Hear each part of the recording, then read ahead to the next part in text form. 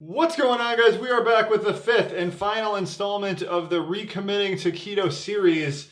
And in this one, we're just going to talk about everything else, advanced tactics, things to consider when you're starting or starting to recommit. So these are not things you need to do right away, but maybe you can keep them in mind.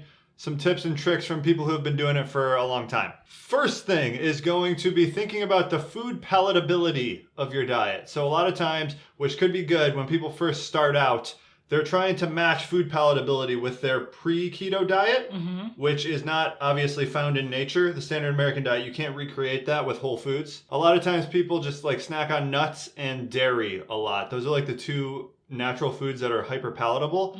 So if you do find yourself eating a lot of those, it could be fine at first because you're in like an adaptation phase, you're trying new stuff. Do whatever you need. But if you are trying to lose weight, nuts and dairy, those are things that you can easily overdo, and it's going to be counter to your goals. Yeah, I find that to be the case for myself, especially with nuts, especially if they're salted. So when I am buying nuts, I like to buy them raw, so unsalted, unroasted. They're less palatable that way. And also I like to portion them out. So I'm the type of person who likes to sit down on the couch with a bag of something, a bowl of something.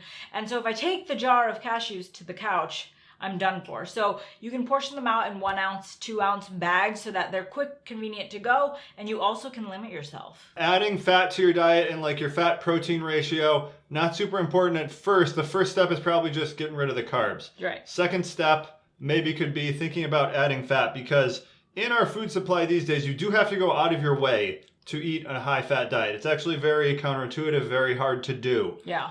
Obviously, ancestrally, it's very easy to do. It's the easiest thing. But if you're shopping at the grocery store these days, most things is like lean meats, like chicken breast, turkey, deli meat, things like that. So you have to go back to actually buying like full fat cuts of meat. Like red meat is the easiest way to do that. Actually adding fats to your diet, like more and more these days, you can buy tallow, you can buy coconut oil, you can buy olive oil. Duck fat, lots of things like that. There's more and more options coming to the stores, so that could be a good route to go. And just being more conscious, because a big mistake people do make when they first start out is they get rid of all the carbs, and then they're pretty much just left with protein, because they don't even really know what fat is. Like, where do you get fat from?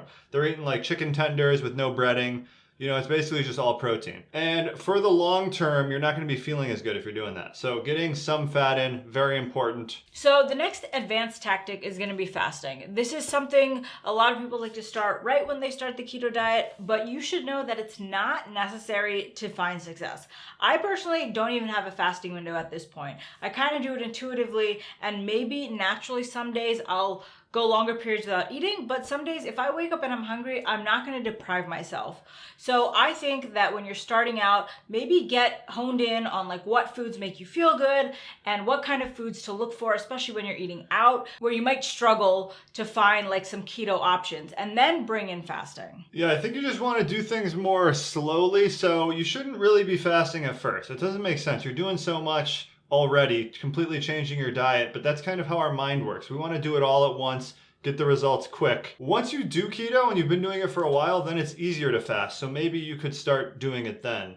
And you also have to ask yourself, why are you fasting? What's your goals with it? For most people, it does make sense because it condenses your eating window, and it just kind of like better aligns you with your real hunger. So like if you're not hungry in the morning, you don't need to eat as soon as you get up. It's kind of intuitive for some people, but if it's not, if it's really something you have to force, then you probably shouldn't be doing it till down the road a little bit. Next up, we have other lifestyle factors that will greatly impact your ability to adhere to your diet. This is something not a lot of people think about. The biggest one, of course, sleep will strongly dictate your perceived willpower. The better night's sleep you get, there's actually like studies on this, it's not just me saying stuff.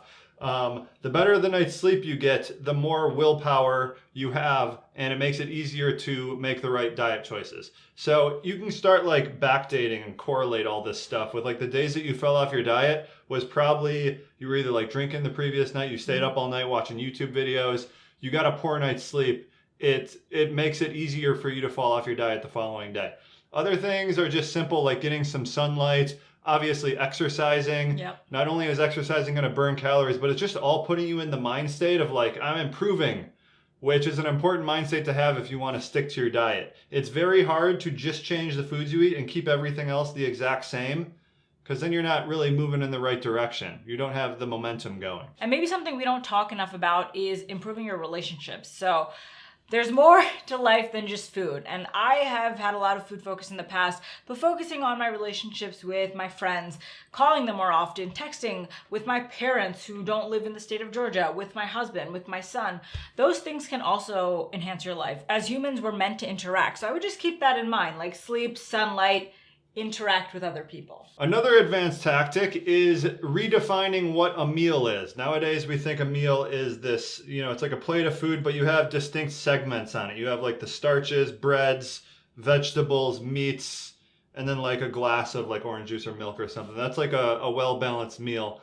And that's a modern creation. That's not how people have done it throughout history. So if you redefine that a little bit, and you're not afraid of having a meal that doesn't look to you to be balanced. Because at first, when you do start doing keto, it's very noticeable. Like you're missing the carbs, right? You're missing like bread. A lot of people like pasta, some kind of side dish that is the volume usually of the meal.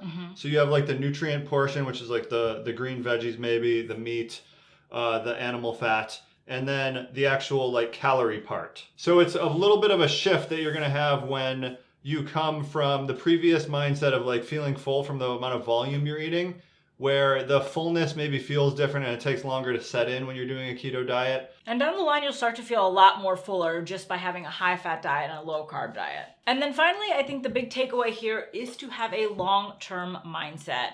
Matt always says it, if you're trying to lose weight fast, you're borrowing from the future. You're gonna burn out a lot quicker. That whole January 1st, let's go to the gym, work out twice a day, get on my diet, stop drinking, cut out everything. Like that kind of a mentality is only gonna hinder your long-term progress. You do want to get results quickly, and you're not really thinking about the long term, but obviously like a huge factor in pretty much every area of your life is deferred gratification.